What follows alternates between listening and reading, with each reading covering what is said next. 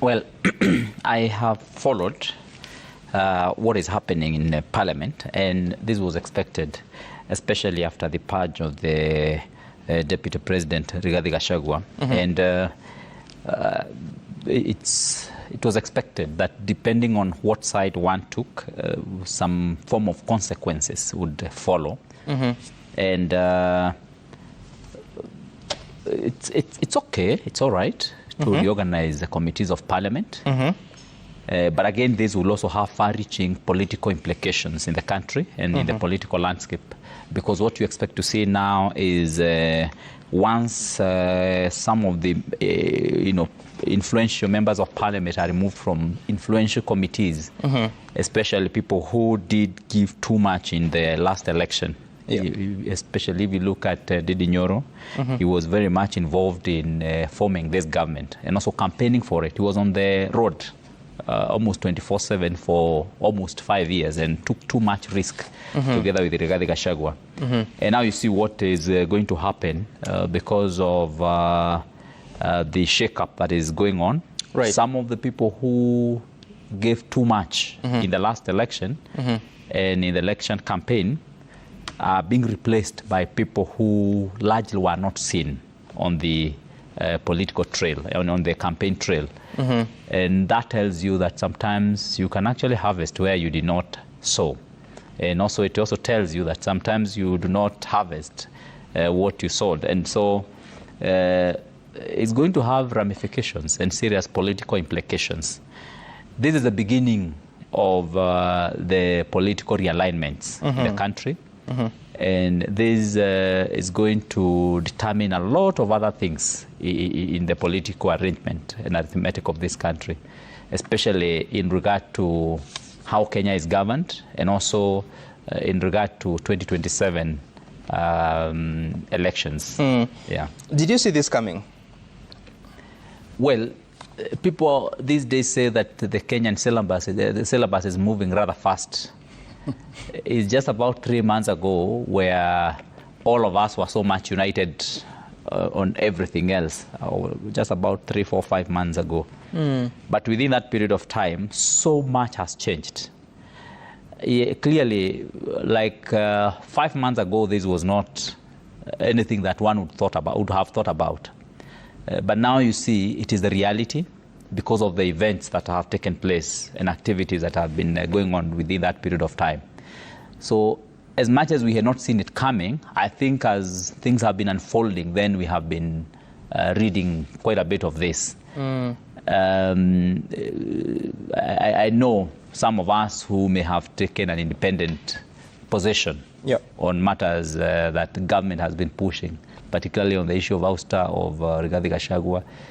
We expected that some consequences would follow.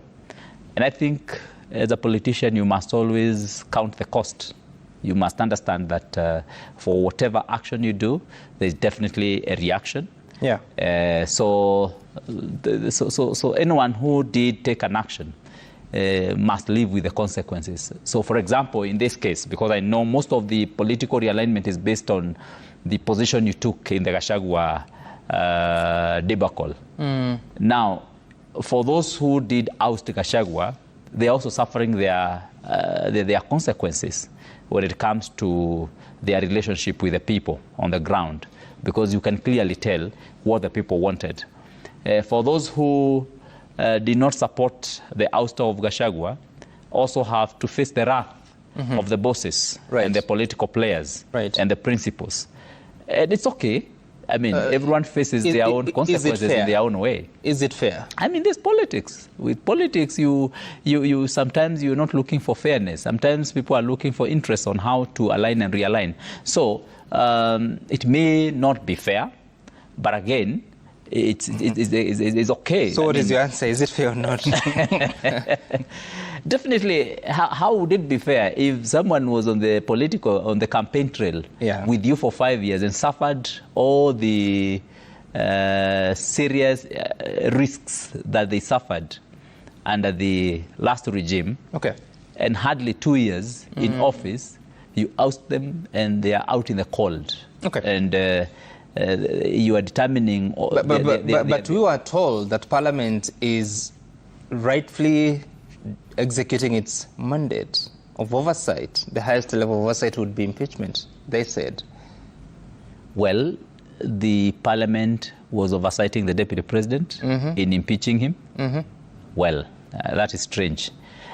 But I think there will definitely be larger consequences in all these arithmetic, because what ought to have been done maybe is to also think about the bigger picture and see if there would have been a different approach. If you remember, what personally I always advocated for was a more modest and more moderate approach to this, rather than these far-reaching steps that were taken, especially in impeachment. Personally, I advocated more diplomatic approach, whereby people would sit down, reason together and see if really they can be able to bring back the relationship that was that seemed to dissipate within a very short time. All right. So I think now that did not happen. We are here.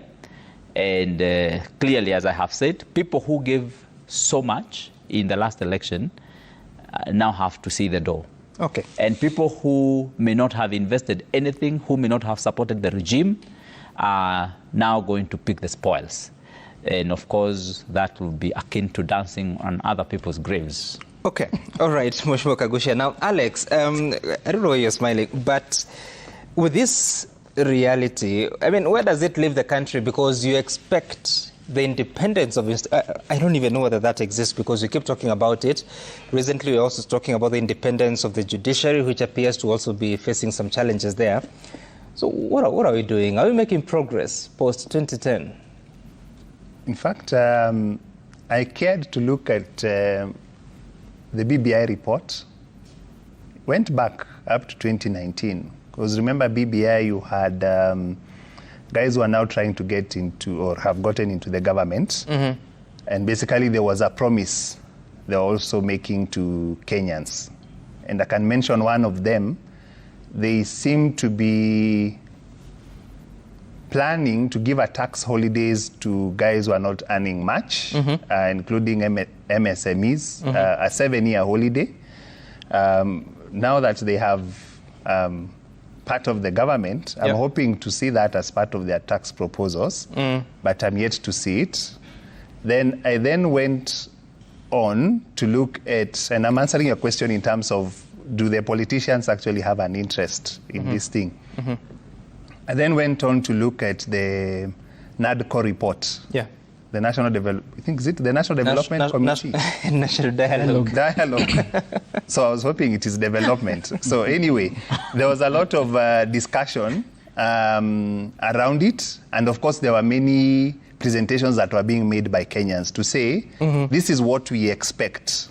So basically, it was a very good opportunity where Kenyans were now telling the political class, this is how we are feeling, and this is what we expect you to do to just make us live a little bit comfortably. Right. But last month, there was a report that was tabled in Parliament by the Justice and Legal Affairs Committee. And when I was looking at that particular report for October, I then tried to check. So you heard all this about the issues that are concerning Kenyans. So what are you recommending as a solution? But what did I see? I saw a proposed amendments to the Elections Act, proposed amendments to the Political Parties Act, proposed amendments to introduce leader of opposition as, an office. And so I asked myself, so where did we start and where are we finishing? And is the political class still in touch with what Kenyans want? So that quick forward, we come to the tax laws amendment bills, which I believe we'll discuss, together with the tax procedures amendment bill. And you have to read that in the context of Finance Bill 2024, which was withdrawn. And again, the question is, what exactly are we doing there? And I'm not saying that everything there is negative. Actually, there are very good positive things within those particular laws, which I believe we will discuss. Yes. And then we see where that takes us in terms of the politicians and also getting in touch with the people. And Abraham,